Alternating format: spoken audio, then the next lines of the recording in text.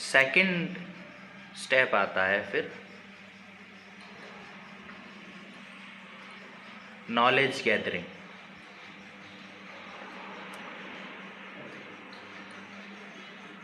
Knowledge gathering करनी क्यों है? क्योंकि एग्जामिनेशन नॉलेज टेस्ट करता है। उस एग्जामिनेशन की एक सेट रिक्वायरमेंट है नॉलेज की, उतनी नॉलेज हमें गैदर कर लिया जो एग्ज़ाम मांग रहा है। उसको गैदर करने का आसान सा तरीका है, उसका सिलेबस पढ़ लो। बैंकिंग एग्ज़ाम्स 4 पार्ट्स में डिवाइडेड होते हैं: इंग्लिश, जीके, रीजनिंग और मैथ्स।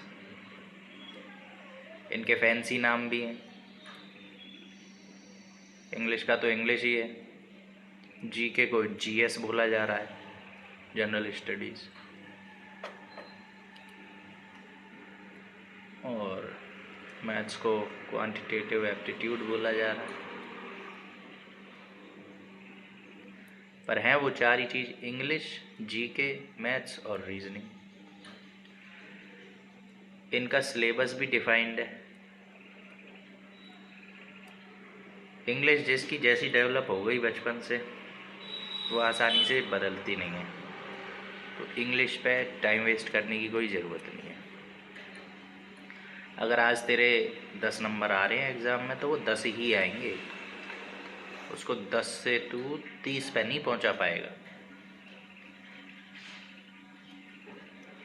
लैंग्वेज के संदर्भ में बात कर रहा हूँ।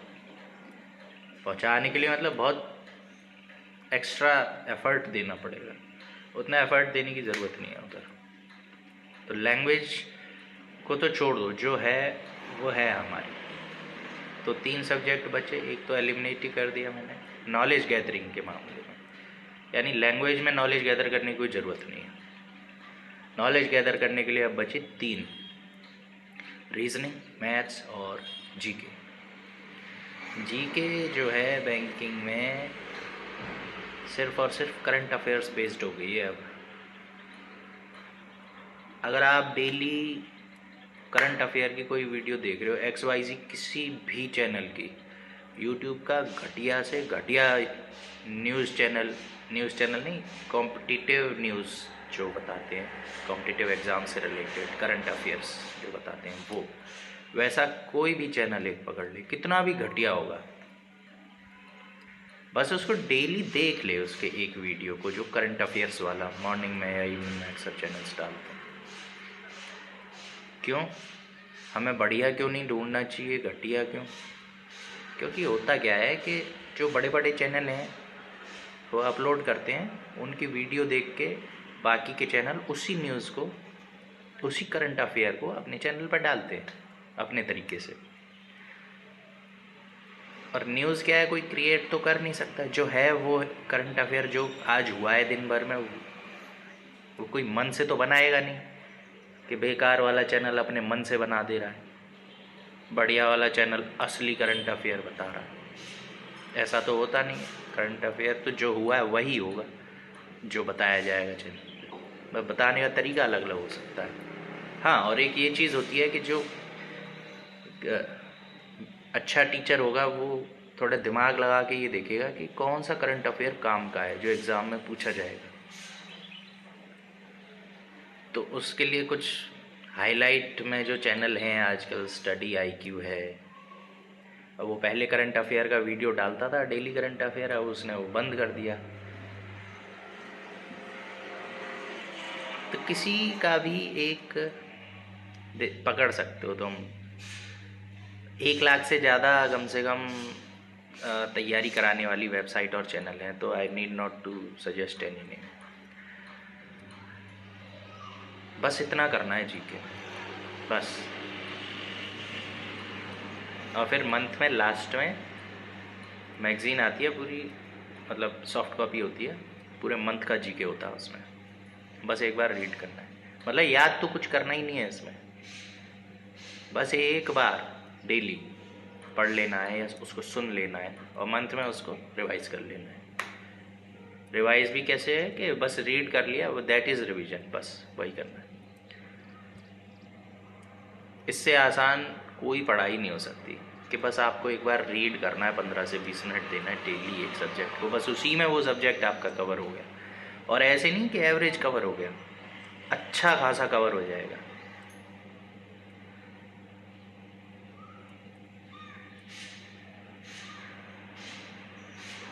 मतलब कि 40 मार्क्स का अगर आ रहा है मेंस में जीएस, तो अगर सिर्फ इतना कोई स्टूडेंट कर ले रहा है तो मैं कहता हूँ 30+ मार्क्स आएंगे उसके, 100% आएंगे, 100%। There is no reason which I can think of कि उसके 30 से नीचे मार्क्स आ जाएंगे अगर सिर्फ वो 8-10 महीने डेली करंट अफेयर्स को एक बार देख ले बस, और मंथली उसको रिवाइज कर ले बस।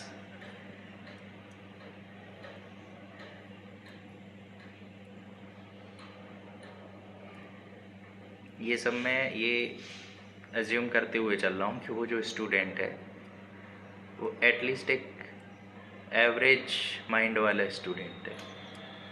एवरेज माइंड से मेरा मतलब कि उसकी ग्रैस्पिंग पावर कुछ बहुत ज़्यादा लो नहीं है, तो बिल्कुल बहुत बुद्धि होते हैं जो कुछ उस तरह का नहीं है। अगर जब तक कोई,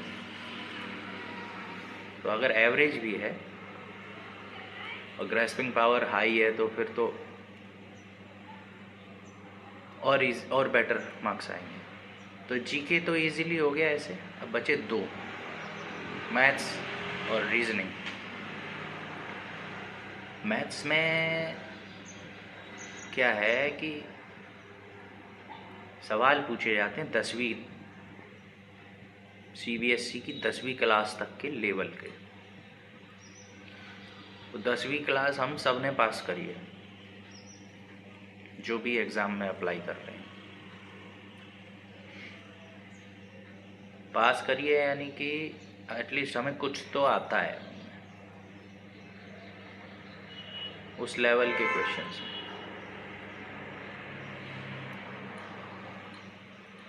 अब फिर स्पेशल क्या है? तो स्पेशल कुछ नहीं है, बस एग्जैक्टली जो 10th क्लास की बुक में क्वेश्चंस थे वो नहीं आएंगे। क्वेश्चन फ्रेम करने का वे अलग है, लेकिन जो टॉपिक्स थे 10वीं तक के सिलेबस में, यानी 7वीं 8वीं 9वीं 10वीं, ये मोस्टली ये 4 क्लासेस का जो सिलेबस है वो सम अप हो रखा है बैंक के मैथ्स के एग्ज़ाम में। तो उसमें जो आपके वीक कंसेप्ट्स हैं, आप एक एग्ज़ाम दे के देखो, उसमें टिक कर लो कि कौन कौन से टॉपिक्स के क्वेश्चंस मेरे को आते ही नहीं हैं, मैं कॉन्फिडेंट हूँ ही नहीं उनमें, और उनको अलग छांट लो कि कौन कौन से टॉपिक्स मुझे आते हैं।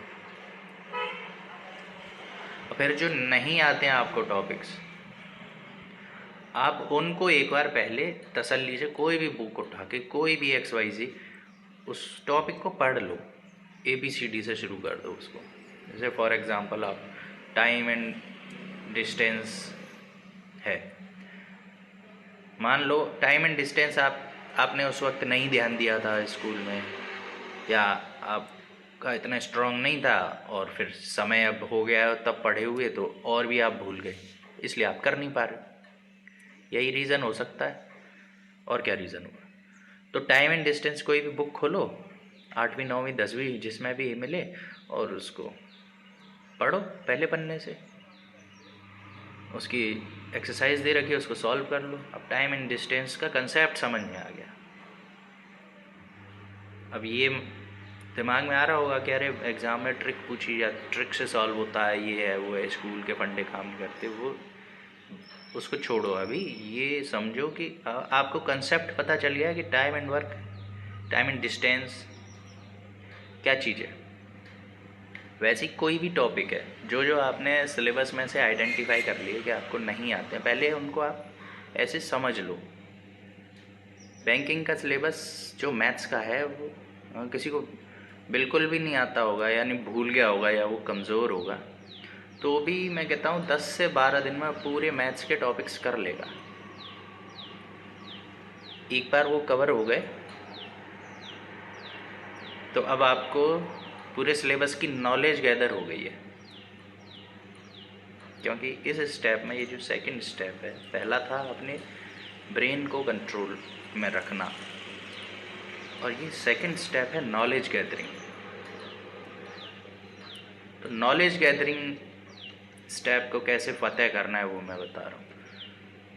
तो जब हमने टॉपिक्स को पढ़ लिया बुक से, टेक्स्ट बुक से या किसी के ऑनलाइन वीडियो लेक्चर से, कैसे भी, मैथ्स में एक सुमित सिंह, सरनेम याद नहीं बट सुमित नाम है, सुमित सर, कई चैनलों पे पढ़ाने लगे हैं अब तो, स्टडी IQ पे है या नहीं मालूम नहीं, बट एंकर्स अड्डा पे थे पहले। उनका अच्छा है तरीका पढ़ाने का, और एक ही बार में जो सिंसियरली सुन लेगा उसको समझ में सब आता जाएगा। तो मैं उनका नाम सजेस्ट कर सकता हूँ यहाँ पे कॉन्फिडेंटली, मैथ्स के लिए। कोई भी टॉपिक अगर आपको समझना है, नहीं समझ में आ रहा है तो। इसके अलावा तो नॉलेज गैदरिंग आपने कर ली, ऐसे टॉपिक समझ लिए सारे। अब लास्ट सब्जेक्ट बचा अपना रीजनिंग। अब रीजनिंग स्कूल में ऐसे कोई सब्जेक्ट नहीं होता है, तो डरने की कोई ज़रूरत नहीं है, क्योंकि रीजनिंग बैंकिंग एग्ज़ाम का सबसे इजी पार्ट है।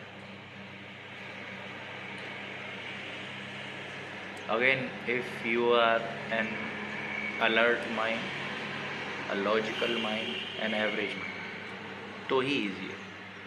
और अगर तुम ये सब नहीं हो तो तुम कॉम्पिटिटिव एग्ज़ाम की तैयारी मत करो, कोई फ़ायदा भी नहीं है फिर, क्योंकि सेलेक्ट होना नहीं, क्योंकि आपको बीट करना है ना बाकी लोगों को। सिर्फ नॉलेज का आपके ब्रेन में एग्जिस्ट करना is not enough to crack the exam.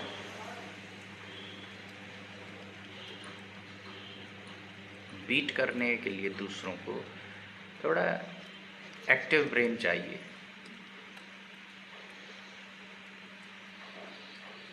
तो रीजनिंग की आप कोई भी एक बुक पकड़ लो, कोई भी, बस गूगल पे ही टाइप कर दो reasoning book for bank exam, और जो भी आ जाए पहला लिंक उसको ख़रीद लो और उसको सॉल्व कर डालो आगे से लेके पीछे तक, बस हो गई रीजनिंग ख़त्म। बस इंडेक्स में ये चेक कर लेना कि जो टॉपिक्स हैं इधर वही हमारे जो एग्ज़ाम का जो सिलेबस है उसमें मैच हो रहे हैं या नहीं टॉपिक्स, बस। क्योंकि रीजनिंग कोई साइंस नहीं है,